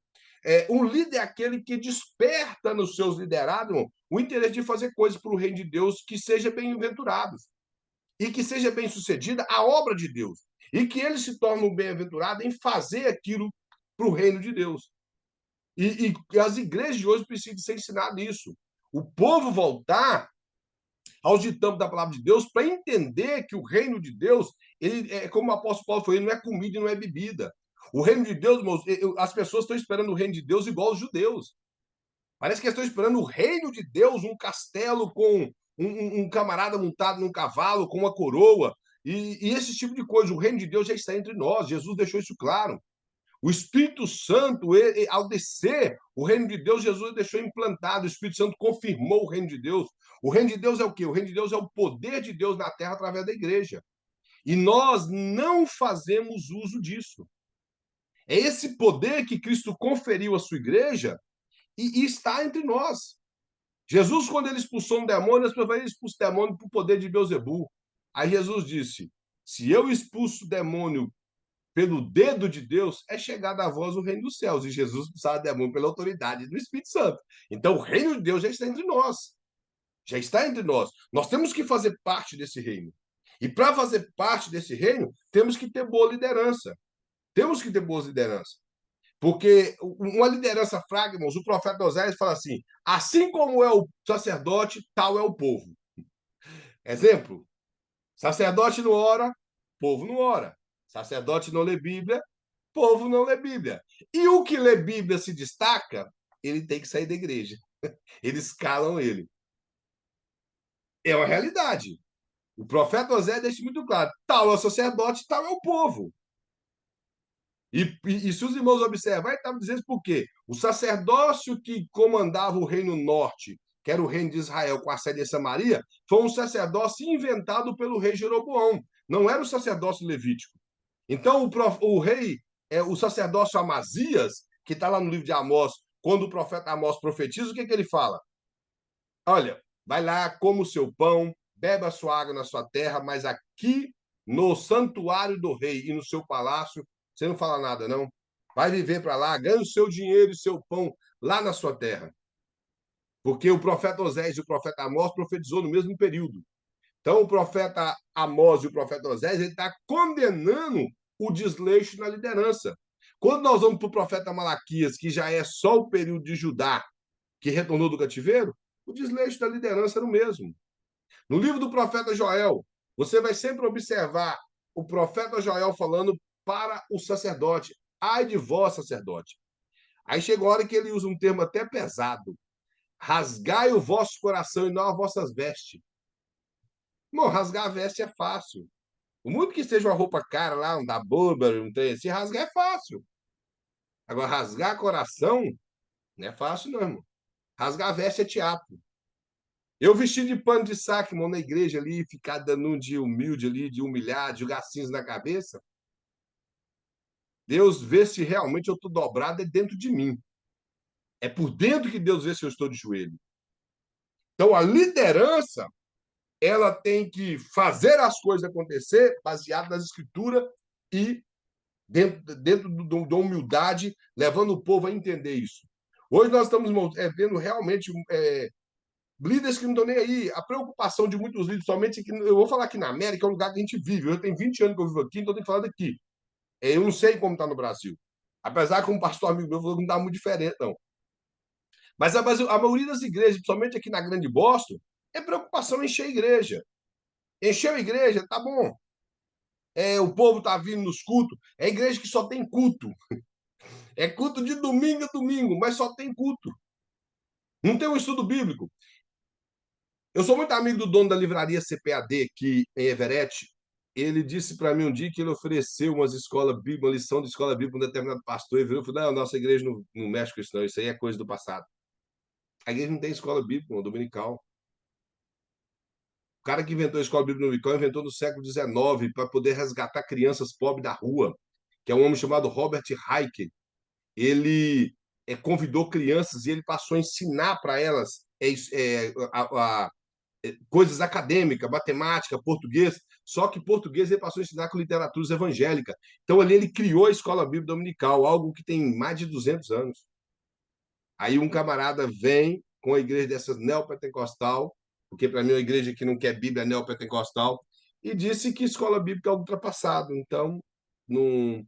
E, na verdade, esse pastor, ele tinha um pastor, que eu não vou falar o nome, senão eu vou saber quem é, excelente, que dava escola bíblica na igreja dele há uns 10 anos atrás, uns 13 anos atrás. Ele nunca frequentou uma escola bíblica que o pastor dava. Nunca frequentou. Então, nós vemos que são pessoas que não querem Bíblia. Eles não querem Bíblia. E ele prendeu a igreja dele no casulo, onde o povo não consegue expandir para aprender Bíblia. Porque se o povo aprender Bíblia, o povo vai ver que o povo vai começar a ficar insatisfeito com aquele tipo de alimento que cai ali todo dia, que é aquela coisa rotineira. Aquela coisa que sempre eles estão comendo, então, esse negócio não alimenta a gente mais. Isso já chegou um momento que não alimenta e vai acabar saindo, vai acabar mudando de igreja. Então, a maioria dos pastores estão fazendo assim. Aqui na Grande Bosta é isso, ele não tem esse interesse de despertar o povo a conhecer a palavra do Senhor. Aí coloca mais, ó, que essa última frase, essa última que é essa frase, refere-se às pessoas que lideram, pois liderança é a capacidade, como eu falei, de fazer as coisas acontecer. Daí, liderança é a arte de conduzir pessoas a objetivos e realizações bem-sucedidas. Colocar a liderança cristã lida com todo esse processo de recondução do homem a Deus. Como eu falei aqui, qual que é o trabalho da liderança cristã? Primeiro, partindo do pastor, que é a igreja que tem um pastor local, com o corpo de obreiro que trabalha com ele, principalmente na administração do ensino da palavra de Deus. É reconduzir aquelas pessoas que estão ali, debaixo da liderança ou como ovelha desse pastor, ao conhecimento da palavra do Senhor. É despertar nesse povo o interesse de ler Bíblia. É despertar nesse povo o conhecimento da Bíblia para que eles possam andar com as próprias pernas. Irmãos, se todo mundo da igreja estudasse Bíblia, facilitaria a vida do pastor demais. Os pastores teriam muita facilidade na vida, porque muitas pessoas conseguiriam resolver os seus problemas sem levar o pastor, e hoje em dia leva para o pastor problema até que a mulher não quis pegar uma água na geladeira para ele. Se o infeliz tem perna e mão e pode ir lá pegar. Até esse tipo de coisa o camarada leva para o pastor. Ah, pastor, minha mulher não leva água para mim no sofá. Pega o sofá e vende ele, que aí você vai ficar sem sofá para ficar sentado e deitado e vai ter como ir buscar a sua água da geladeira. Vamos entender? Então, a vida do pastor seria muito mais fácil se ele entendesse que ele, como marido, como cabeça, cabeça não quer dizer que ele manda nada, quer dizer que ele tem uma posição diferente da mulher. Só isso. Não que pode ser o cabeçudo, mas cabeça no sentido de que eu mando, isso não existe. E outra coisa, manda que até um copo de água bendito não pode pegar, está paralítico. Pelo amor de Deus, irmão. Então, são coisas que facilitariam a vida de um pastor. A igreja seria mais saudável. Mas, infelizmente, primeiro eu vou colocar no lado de muitos pastores que não conhecem Bíblia. Não conhecem. Eu estou falando de uma geração de pastor que teve a oportunidade de estudar e principalmente estudar a Bíblia. Não estou falando da teologia, porque se nós partimos da teologia para a Bíblia, vamos partir para a heresia. Nós temos que partir da Bíblia para a teologia. Então, primeiro temos o hábito da Bíblia, para depois estudar teologia. Mas os pastores que não estudam nem Bíblia e nunca estudam teologia, eles acabam sendo fracos. Estou falando de geração nova. Estou falando de pastor antigo, não. Estou falando de geração nova. Como eu falei, nós temos muitos pastores antigos que são homens de Deus, nos deixou exemplos, os que já dormem no Senhor, os que ainda são vivos nos deixou grandes exemplos e tem muitos testemunhos extraordinários para nos contar. Com muita dificuldade, eles conseguiram pastorear a igreja, ganhar almas, que isso aqui é o mais interessante, e estruturaram. Essas almas são pessoas que estão firmes na presença do Senhor até hoje. Eu estou falando de oportunidade de nós, que estamos mais novos, tivemos como estudar e estamos estudando. Hoje, a facilidade de alcançar muitas coisas pela internet, temos hoje literatura vasta, seja em PDF, seja no formato papel, temos tudo hoje, com facilidade de termos em mão. Naquela época não tinha. Então, para essa geração de hoje que não quer estudar, infelizmente, é complicado. Aí tem aqueles pastores, como eu falei, que eles têm o povo como massa de manobra. Eles não estudam e não querem que o povo estuda, para que o povo seja preso à sua ideologia. Eu não sei se os irmãos já reparou, hoje em dia, um grupo muito grande de pastores, quando alguém pergunta, ele responde com argumento. Ele não responde com a Bíblia. Ele responde com argumento e com jogo de palavra. Por exemplo, se uma pessoa chegar e perguntar para o pastor: olha, pastor, o senhor está falando aí que eu não posso dormir com meu namorado. Por que eu não posso? Bom, não tem negócio de. Ah, é pecado. Não, tem que explicar por que não pode. Não pode porque não pode. Não, tem que explicar por que não pode. E o pastor quer liberar o que pode, explica porque pode, então. Não é virar e falar, não, você não pode dormir com o seu namorado, porque a regra aqui da igreja é essa. Fala, rapaz, regra de igreja? Mostra na Bíblia por que não pode, por que é pecado. É assim que a Bíblia ensina. Hoje nós estamos vendo igrejas que dormir com o namorado tá normal. Dormir que eu falo não é ir lá e deitar na cama e dormir, não. É dormir mesmo. Ter relações sexuais. Tá normal. Eu conheço igreja aqui que a moça engravidou e continua normal, mesmo se parece que ela é uma mulher casada que engravidou normalmente, como toda mulher casada, engravida e tem seu filho. Tá lá cantando nos grupos, fazendo as coisas do mesmo jeito. E ai de quem falar. Sabe qual é a palavra principal de quando você fala em corrigir um pecado na igreja? Cadê o amor? Que amor, irmãos? Eu não sei se corrigir alguém é falta de amor. A Bíblia ensina o contrário. A Bíblia diz que quando corrige é que tem amor. Então, são pessoas que, porque se corrigir, vai perder o membro. Aí, por exemplo, se corrige uma moça que engravidou, ela vai sair. Se ela sair, os papais dela ficam com dodói. Aí vai sair também. Aí ali sai aquele povo que gosta deles. Aí acaba saindo, vamos supor, são umas 6, 7 famílias da igreja, qual que é o prejuízo? Não é de almas, é de dízimo.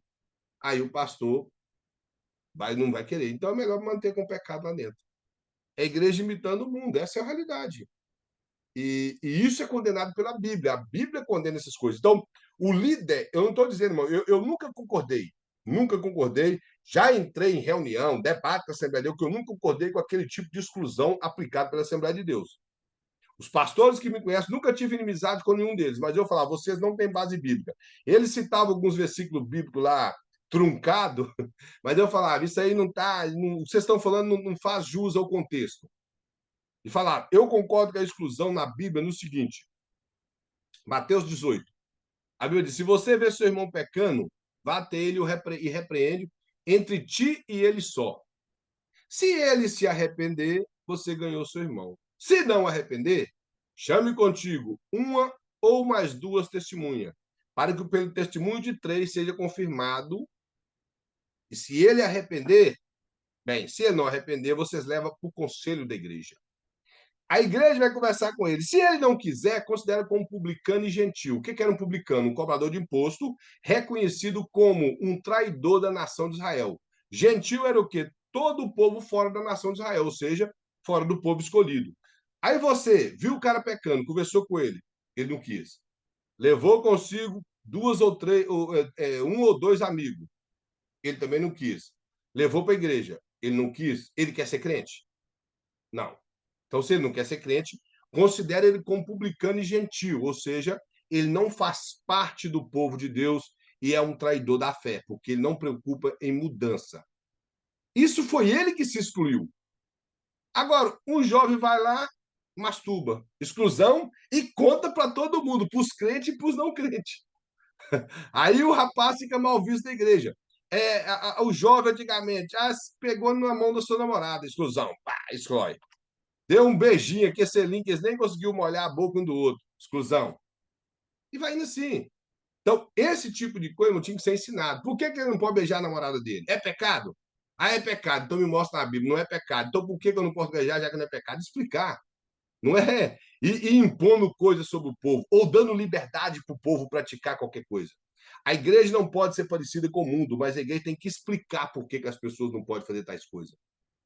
Não é simplesmente falar que não pode. Porque tem coisas que são morais e tem coisas que são éticas.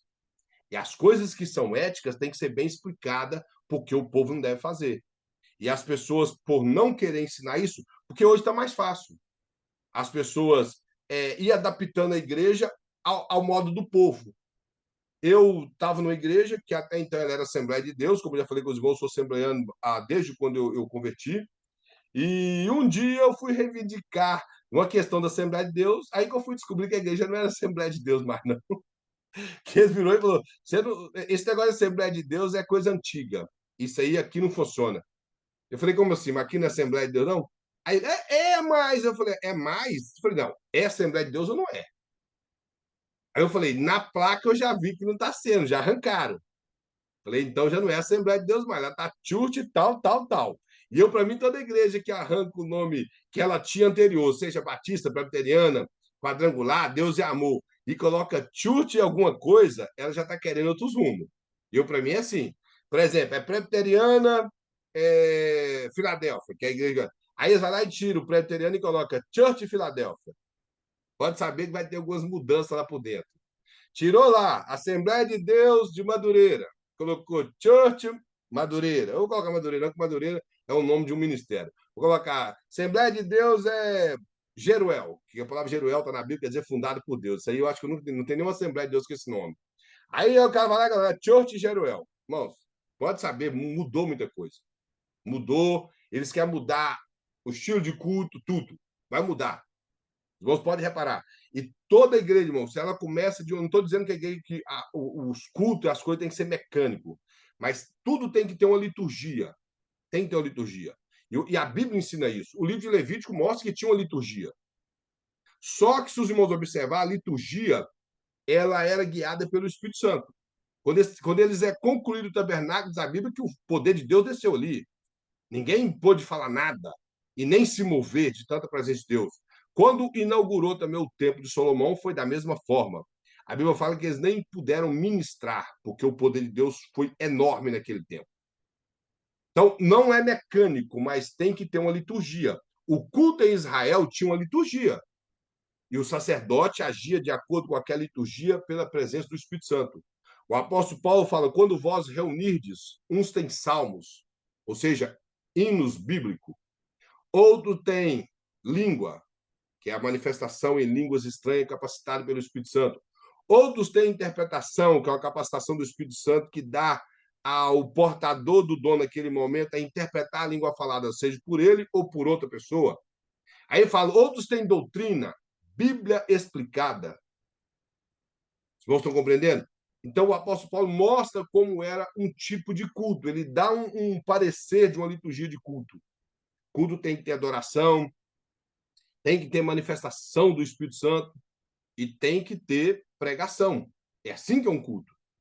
Se foge disso, não é culto. Eu fui uma vez numa igreja, que isso há muitos anos atrás, esse pastor não está aqui na América mais não. Eu fui lá visitar a igreja a convite de 2 amigos meus. Cheguei lá, pastor, de repente, apresentar, tá, evangelista, vamos ver uma palavra com ele. Eu não era pregador. O que, que eu fiz? Dei uma palavra de 5 minutos, que para mim a oportunidade tem que ser isso, 5, muito 7. Aprendi toda a vida assim. E voltei a palavra. Viu, pastor, passou a mão no teclado? Eu não sei se os irmãos que tocam teclado, alguém aqui, mas me desculpa, eu tenho uma raiva de teclado. Para mim, o cara que inventou o teclado, misericórdia, que ele rouba todos os instrumentos da igreja. Você só ouve o teclado, você não ouve contrabaixo, não ouve bateria, não ouve violão, não ouve nada, só o teclado. Amém, mas eu não toco também, irmãos, então, misericórdia. E ele pegou um teclado e foi tocando, tocando, e emendou aqui esse corinho atrás do outro, e foi tocando, e tocando, e tocando, e tocando. E eu tô assim, que hora vai pregar? Deu 8h30, deu 8h40. Eu, gente, não vai pregar não, esse escuta que não vai terminar então não. Acho que alguém pegar para pregar aí, esse homem vai ter lá para meia-noite. Aí foi, quando deu 10 para as 9, ele parou de tocar, começou a falar lá, contando as histórias aleatórias, que eu não sei nem sobre o que ele está querendo falar, e virou e falou: nós já ouvimos a palavra de Deus, o nosso irmão evangelista Cleber já pregou, então nós vamos colocar de pé, vamos agradecer a Deus e ministrar a bênção apostólica. Cheguei perto dos dois irmãos, era um presbítero evangelista. Eu falei assim: sai daqui, isso aqui não é igreja, não. E dá uma misericórdia, irmão, pastor, que é uma benção. Eu falei: observa essa igreja. Se ela não tiver pregação, tem pecado aí. Depois descobriu os pecados do pastor. Falei: toda igreja que o camarada foge da pregação, ele está escondendo pecado. Porque a Bíblia revela tudo, irmão. Então está escondendo pecado. Não deu uns 5 meses, descobriram a falcatrua dele, pecado, esse daqui até fugido. Isso tem muitos anos já. Já tem uns anos. Não é um que os irmãos estão imaginando lá das irmãs que ficavam ungindo, é um outro. Os irmãos devem saber da história do rapaz que ungiu as irmãs aí. Não é isso? É um outro. Pouco tempo depois descobriu os erros do camarada. Então, a igreja, irmão, tem que ter pregação. Os irmãos podem observar, se a sua igreja começou a cortar na pregação, já não está sendo igreja de Deus, não. A igreja tem que ter pregação, tem que ter adoração. Deus pode manifestar, é Deus que comanda, é Deus que faz tudo.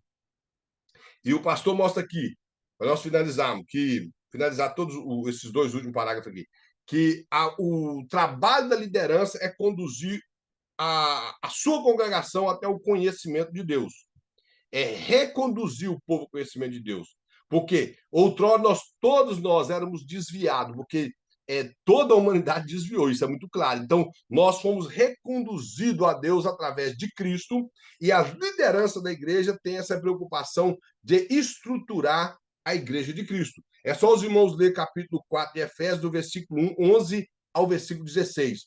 Os irmãos vão ver que ali tem 5 ministérios entregues ao homem, que a Bíblia fala que é dado para a aperfeiçoação dos santos, até que ele chegue à unidade de Cristo, a varão perfeito, e possa não ser mais levado por vento de doutrinas, e assim amadurecer e estar firme com Cristo. Então, qual que é o papel da liderança? É estruturar o povo de Deus, é trazer estrutura. Ele coloca aqui, ó, todo empreendimento cristão, a igreja, as missões, a evangelização, o ensino, os seminários, tudo está ligado a este fundamento, que é o fundamento de reconduzir o homem a Deus. Portanto, quando nos envolvemos em liderança cristã, temos que ter em mente este conceito, o conceito de conduzir as pessoas novamente para Deus. Então, ou seja, o papel do líder seria isso, de todos os líderes. Na liderança, não trabalhamos meramente para uma organização cristã. Isso não tinha que ter em mente de todos os líderes. E muito menos para o nosso próprio proveito, mas para Deus. Para Deus. Então, igreja, como eu falei, não é algo de comércio, não é algo de fazer com que a pessoa esteja em um pedestal, não é lugar de holofote, não é lugar de luz bater na pessoa. Igreja é o local que nós reunimos como corpo de Cristo com somente um intuito: glorificar a Deus, bendizer o nome do Senhor, trabalhar para Deus, prestar serviço a Deus. A palavra culto, essas irmão, Wilson, se fala inglês bem, os irmãos sabem que a palavra culto no inglês quer dizer um serviço público. Isso é culto. Então, o que é culto? Prestar serviço a Deus, nada mais do que isso. Então, o culto não é para mim, eu não gostei do culto, o problema é seu, o culto não foi para você. É assim que tem que falar com o irmão chatinho da igreja. Hoje eu não gostei do culto. Hoje eu não senti nada no culto. Não sentiu por culpa dele. Tava todo mundo sentindo a presença de Deus. Uns até exagerados demais. E ele estava lá, parecendo uma ameba na igreja, um parasita, sugando dos irmãos. Culpa dele. Porque culto não começa no templo, ali no local.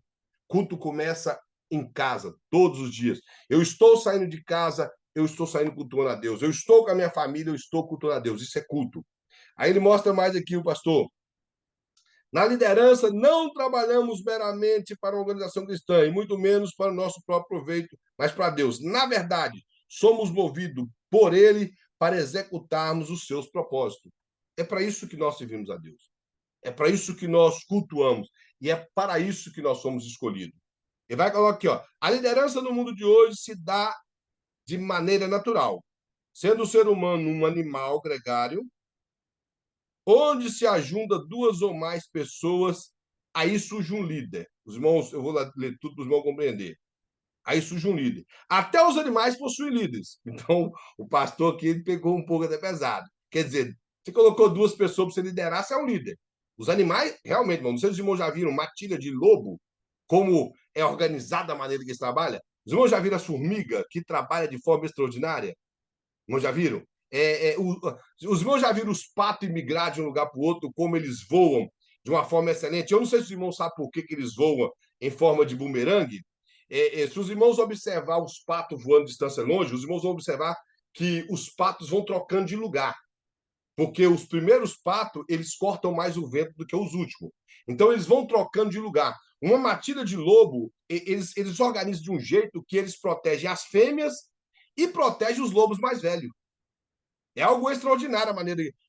Então, ou seja, eles têm líder. Aí coloca mais aqui. Mas essa liderança não atinge os ideais de Deus. Mesmo que foi feito no propósito de Deus, a maneira que os animais se organizam, mas os ideais de Deus não se, então, em questão de liderança cristã, não atinge. Aí ele fala que não atinge os ideais de Deus. O mundo não conhece os grandes ideais de Deus, mas os seus objetivos.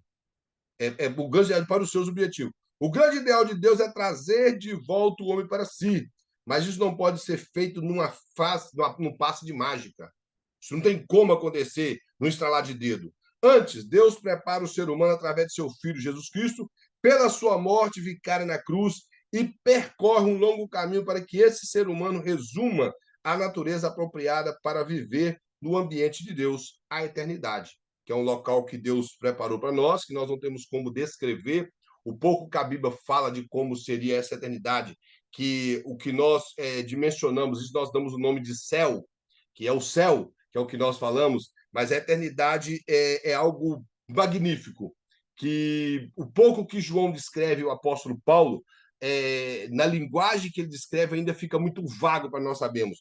Mas o que Deus preparou para nós, ou através de Cristo para nós, e nos chamando para ser líder, para entender essa eternidade, é conduzir pessoas para lá. É levar o grupo que está sendo liderado através dessa igreja aqui, os líderes, ou o líder, que é o pastor, está ali na frente, é conduzir o povo para a eternidade. Esse é o papel do líder. Aí coloca, portanto, a liderança cristã começa com Deus em Cristo. Deus é o principal mentor da liderança. Então, tudo tem o seu ponto em Deus. Por isso o apóstolo Paulo fala, sede meus imitadores como eu sou de Cristo. E ele vai lá aos Efésios, capítulo 5, versículo 1, e fala, sede imitadores de Deus. Então, o ponto de partida para uma liderança é através de observar os feitos de Deus, a maneira que Deus conduz as coisas. Então, entendendo isso, vamos ser bem-sucedidos como líderes, como homens e mulheres escolhidos por Deus para executar a sua obra aqui na Terra. Então, irmãos, nós vamos parar por aqui. Eu vou fazer a chamada e vamos encerrar a nossa aula. Se os irmãos tiverem alguma pergunta, os irmãos podem abrir o áudio e falar. A chamada. Eni Abreu.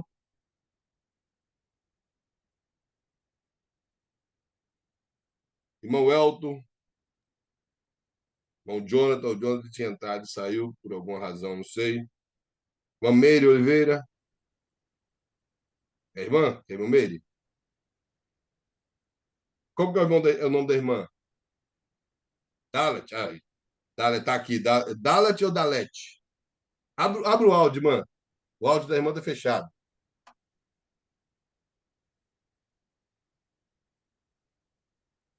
Só um momento, eu vou abrir para a irmã. Tá, abre aí, então. Tá. Eu sou pastor Darlete. Ah, Darlete, isso mesmo. Darlete. Darlete. Eu tô no celular, não tô sabendo abrir aqui, não sei Não, nada não tem aqui. problema. Meu Amém. computador, não consegui entrar no computador hoje. Não tem problema. Irmão Wilson. Presente. Amém. Pastor, na verdade, só apareceu esses nomes aqui para mim. O pastor ficou de me mandar outra lista, porque ele. Na verdade, eu não sei por quê. Ele só falou que vai me dar outra lista no meio de semana. Que ele estava. Ele falou por que não me deu agora, porque ele estava chegando em casa. Ele acabou de chegar de viagem. Ele foi pregar em algumas conferências e chegando hoje, ele até começou a aula dele atrasado no curso bacharel. Então, irmão, nós vamos agradecer ao Senhor e na próxima aula nós estaremos continuando aqui na página 1 mesmo, a respeito da liderança cristã. Existem muitos livros, irmãos, bons que os irmãos puderem comprar ou até mesmo baixar em PDF em relação de liderança, que ajudaria bastante. Eu depois tenho que perguntar ao pastor como que será o processo dessa matéria, se será prova ou trabalho. Me parece que quando ele ministrou essa matéria foi trabalho. Isso para nós foi trabalho, está até aqui escrito aqui, que o trabalho seria o próprio exercício, me parece. Mas quando é trabalho, ele não me dá o gabarito. E ele ficou de me passar o gabarito assim que ele chegasse na casa dele e me mandar para o PDF. Então, eu estou achando que dessa vez vai ser prova escrita. Amém? Vamos agradecer ao Senhor por essa aula. Se os irmãos têm alguma pergunta, não. Está tudo tranquilo.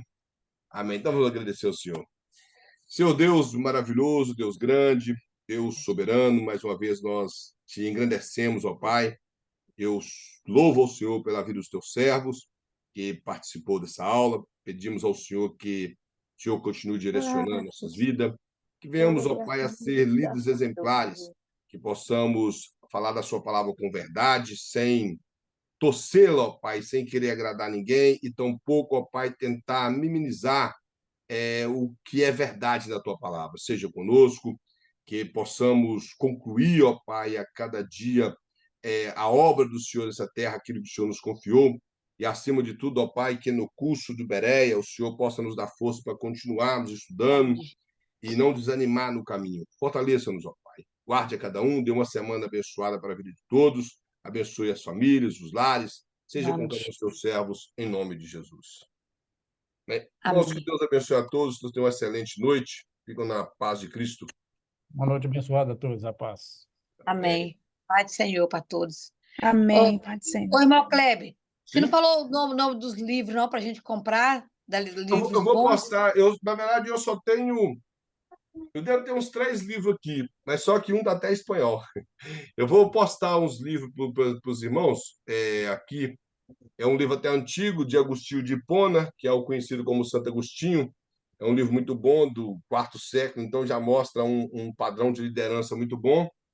E vou postar uns outros aqui, que na verdade eu tenho vários livros em relação a pastores, como que é a vida do pastor. Eu tenho um livro aqui que até fala da vida do pastor, sua vida, a vida sexual do pastor.